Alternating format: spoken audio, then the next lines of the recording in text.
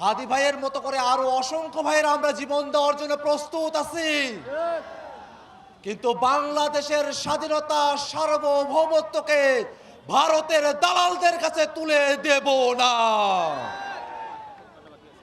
এই বাংলাদেশকে ধ্বংস করার জন্য, বাংলাদেশের স্বাধীনতাকে বিক্রি করার জন্য 16টা বছর ধরে ওই ভারতের দালালেরা বাংলাদেশে হাসিনাকে ফেসিবাদ তৈরি করতে দিয়েছিল।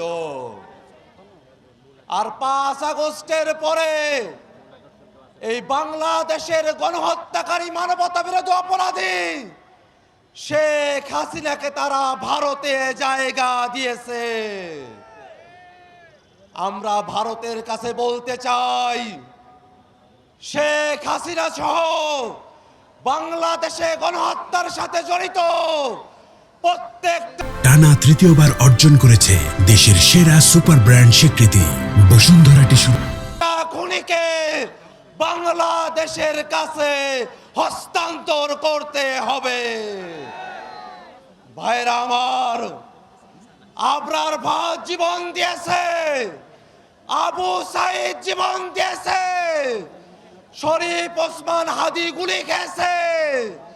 আমাদেরকে আর নিরাপত্তার ভয় দেখিয়ে লাভ নাই। দুনিয়ার জীবনে আমরা যেমন রঙিন পাখি হয়ে ঘুরতে চাই, আমরা নিয়ত রাখি পর জীবনে আমরা সবুজ পাখি হয়ে ঘুরব। অতএব আমাদেরকে দাবিয়ে রাখা যাবে না।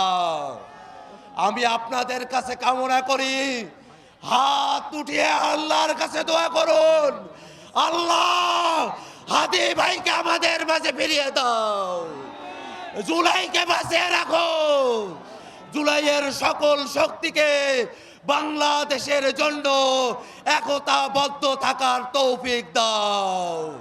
আমিন। প্রিয় সংগ্রামী